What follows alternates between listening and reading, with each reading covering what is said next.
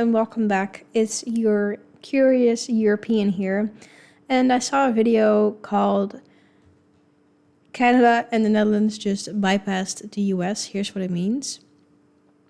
And I don't know what it means, so I'm really curious what they did, what the US has to do with this. And so I thought, yeah, let's look into this video to figure out what is happening.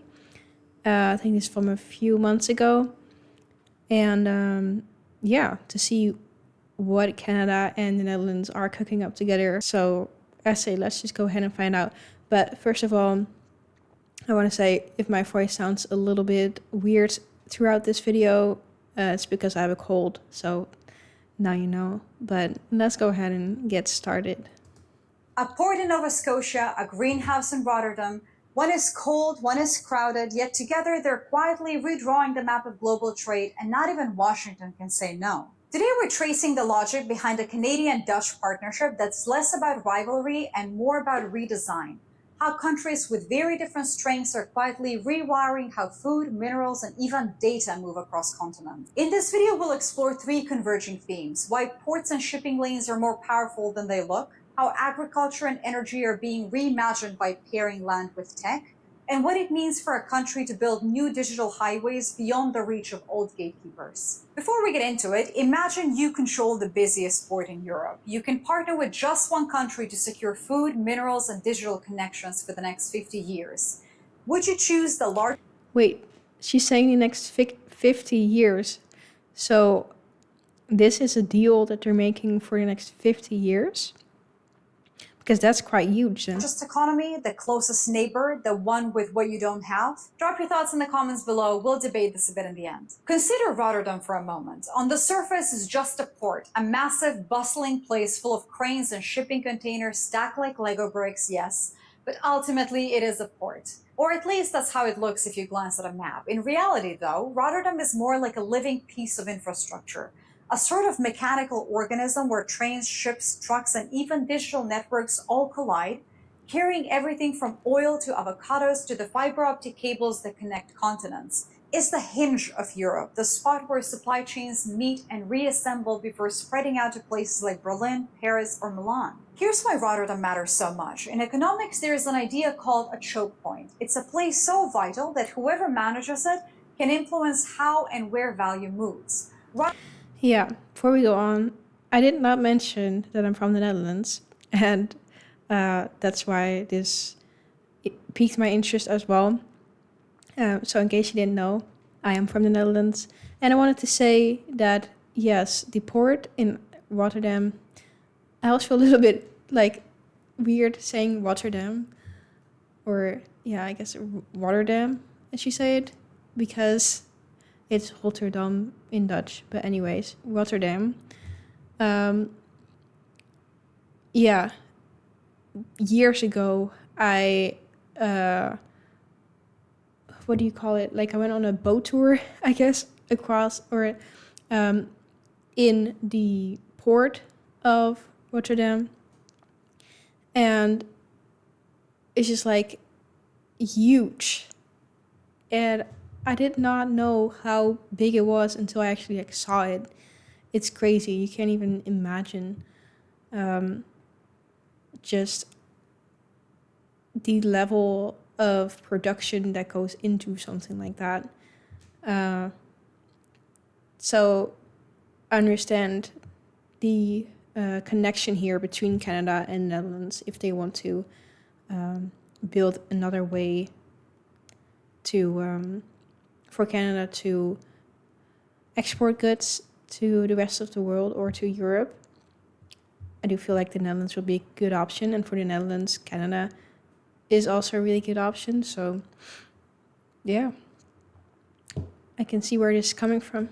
Rotterdam is practically a textbook example. Each year, about a third of all the crude oil uses in Europe passes through its docks. High volumes of food, electronics, machinery, and even pharmaceuticals, all of it converges here before being distributed across the continent. You could say that if Rotterdam sneezes, Europe catches a cold. But something subtle is shifting here. For much of recent history, Canada's goods, grain, minerals, energy, made their way to Europe via the United States. That meant Canadian exports relied heavily on American ports, American railways, and American logistics systems. I didn't even know that. Like, I didn't even really consider or think about how these things are imported into Europe, or in this case, from Canada's perspective, exported. So I didn't know they had to go through the US, so I can see why, it would be more convenient for them to not have to go through like a middleman in that sense. So yeah.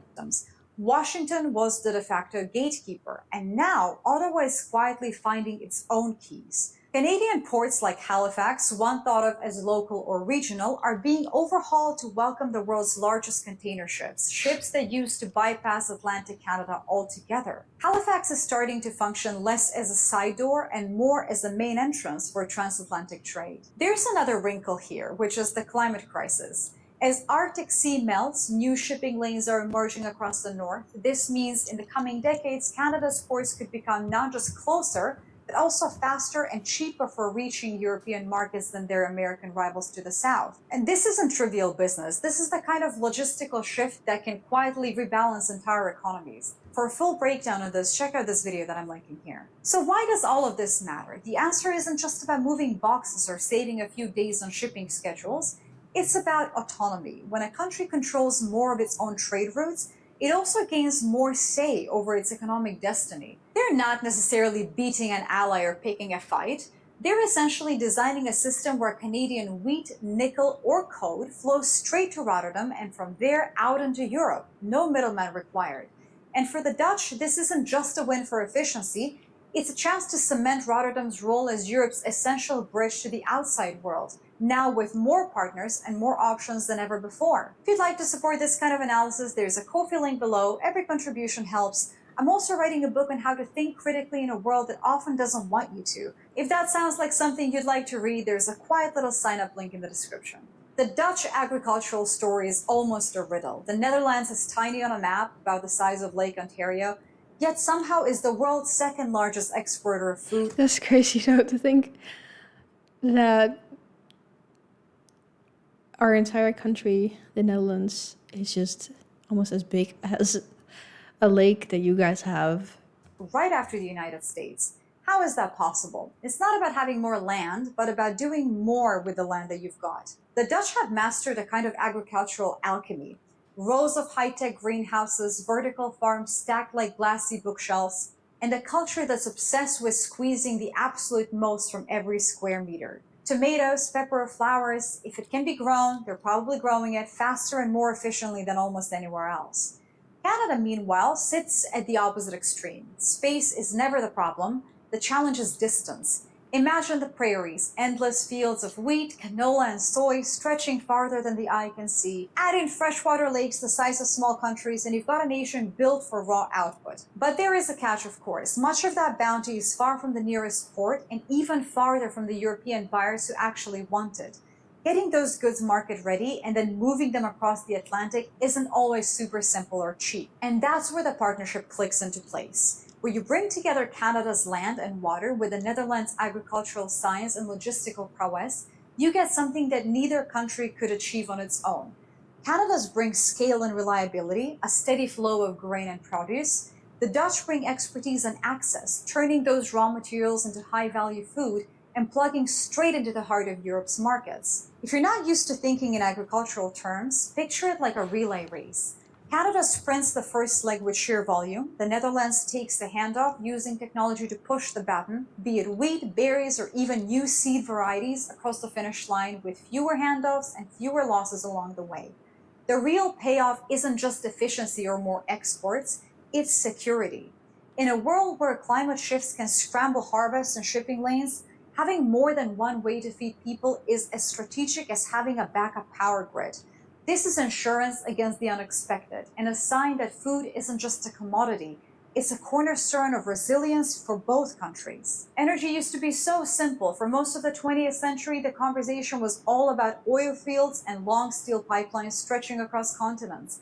But the definition is changing. Now, when we talk about energy, we're often talking about a jumble of minerals with names like cobalt, nickel, graphite, and the ever-elusive rare earths, essential ingredients for the batteries in electric cars, the magnets in wind turbines, and even your smartphones. And there's, of course, a new player in town, clean hydrogen, an invisible fuel that might one day power entire industries with barely a carbon footprint. What's shifting isn't just the source, but the entire logic of supply chains. It's not enough to dig something out of the ground. You also need the factories and infrastructure to process it, refine it, and move it to where it's actually needed. Having resources is only half the story. What you do with them and how you move them is the other half. Canada's role in this new world is in some ways refreshingly direct. It's sitting on some of the world's largest untapped reserves of these critical minerals, the raw ingredients everyone needs, but few countries have in abundance. Think of Canadian mines as the source code for tomorrow's technology. They provide the essential inputs for everything from electric vehicles to renewable power grids. The Netherlands, on the other hand, doesn't have vast mineral reserves buried underground, but what it does have is the hardware to take those minerals, process them, and distribute the finished products across Europe. Yeah, this seems and sounds like a really logical partnership then. Because Canada has the goods, the minerals, the things that they can extract from the earth there, and then the Netherlands can make that into something and spread it across Europe. So yeah, that sounds very logical to me. And I don't know if it has something to do with the whole Canada and US situation right now, if that's also what got them thinking about this. I could imagine that might be maybe have motivated them even further if they already had this idea. I don't know, like, who put this out there. Was it Canada who reached out to the Netherlands? Was it the other way around? Or was it like kind of a joint idea? Yeah, if you know more about that process, then let me know in the comments below.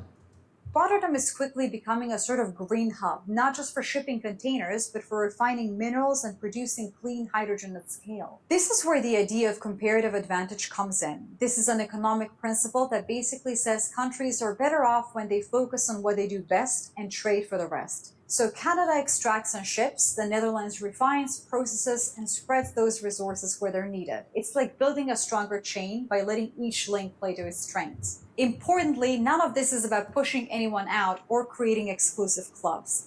For the United States, it's less about losing business and more about watching the monopoly on North American European trade slowly dissolve. The point isn't to shut doors, but to open more of them, to create more routes and more resilience in the system. Because if there is anything that the last few years have shown, is that depending too much on a single trade route or supplier can leave everyone vulnerable. And if you're finding this perspective helpful, I'd love it if you subscribe. The House of L is where thoughtful, curious people gather, and you're very welcome here. The last chapter of this Canada-Netherlands partnership isn't something you can see on a map or really with your eyes at all. It lives in the invisible world of fiber optic cables snaking under the Atlantic, in humming data centers packed with servers, and in encrypted signals that bounce across the ocean in milliseconds.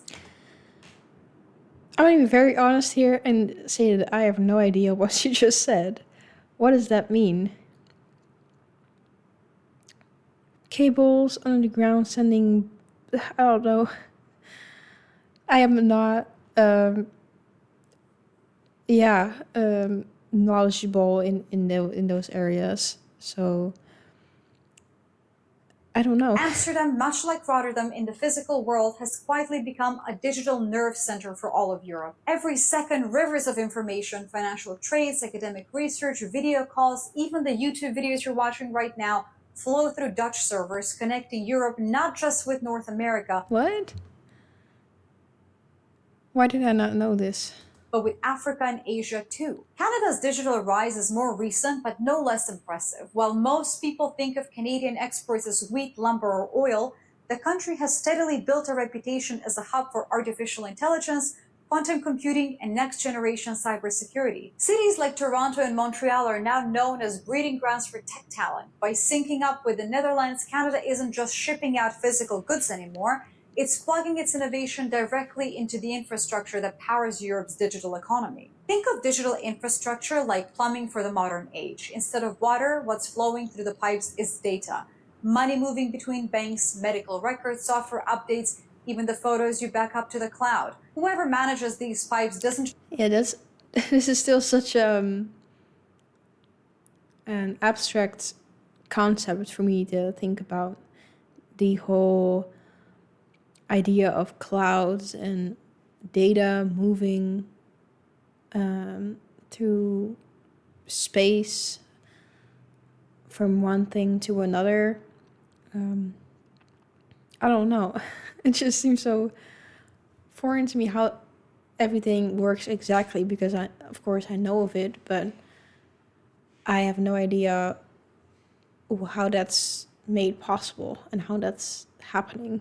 Just control the speed. They shape what's possible, from how fast payments clear to how resilient a country is against cyber attacks. Now, there's talk of new fiber optic cables running straight from Canada to the Netherlands, deliberately by. Oh, so they do that with those fiber optic cables? I still don't really know what those are. So they go in the ground, and then from those you have the data and stuff. Bypassing the traditional American routes. But this isn't about cutting anyone out, it's about adding redundancy. If something goes wrong on one line, there's another way for data to flow, making the entire system less fragile. There's a security layer here too. The Netherlands isn't just about commerce, it's a logistics lifeline for NATO, handling the movement of everything from military equipment to emergency medical supplies across Europe. By strengthening ties with Dutch ports and data centers, Canada is quietly securing its own access to European markets, even if the world gets a little more unpredictable. In that sense, this partnership is more than just a trade agreement. It's a way of building strategic calm, insurance that whatever happens, the lights and the data will stay on. Let's return to our earlier question. If you manage a critical port, do you pick a partner for size, for proximity, or for what you lack? The Dutch choice, and increasingly the Canadian one, is to build relationships that fill the gaps, not just reinforce the strengths. Power in the 21st century. I think that's very logical, because you can be so strong in this one area, but if you lack this other area, then what's that really going to do? I feel like it's better to fill the void, the lack, and have a more, so to speak, even ground than just be really good at one thing and then have like nothing going on in these other areas. But I don't know if that makes any sense. Isn't about controlling everything yourself. It's about building systems that adapt quietly and continuously to new risks and new needs in an ever-changing world, essentially. What we're watching between Canada and the Netherlands isn't a rebellion or a rivalry, it's a design decision. The quiet construction of alternative routes, better insurance policies for trade, food, energy, and for data. This is diversification, but it's also a gentle lesson in humility. No country, however large, can do it all alone, and no country, however small, is locked out if it finds the right partners. If you'd like to see how this fits into wider shifts, especially with other European players, check out these videos covering Canada's evolving relationships with Norway, Denmark, and Sweden, and how those too are changing the meaning of transatlantic cooperation. Links are below. So, is this the start of a Western supply chain revolution, or simply a set of quiet, practical adjustments? History rarely tells us in advance, but it's in those adjustments, those cables, containers, and quiet partnerships that the next chapter is written. Yeah. I do like that message that she put there at the end. That, yeah, basically no one country can do it all on its own. And I think strength, just not even on like countries basis or like that political basis, just also at an individual level and smaller level is what I meant to say. Sometimes we think we can do it all on our own, but you really just need someone to help you figure out that one thing, or sometimes You need a little bit of a helping hand to help set you on the right direction. And this deal between Canada and the Netherlands seems pretty logical to me, and a good way to diversify for Canada and also for the Netherlands. Yeah, for both countries, I think it will be highly beneficial. And like she said, I don't think it's a way to, or it's meant to like be shutting the US out completely or anything like that. It just makes it more convenient, and you're not relying on one thing or one trade way, or one component to be your main source of anything. I love to see Canada and the Netherlands getting into more contact with each other. I think there's much love between Canada and the Netherlands, so that only makes more sense to do this. So yeah, let me know what you think about this deal in the comments below.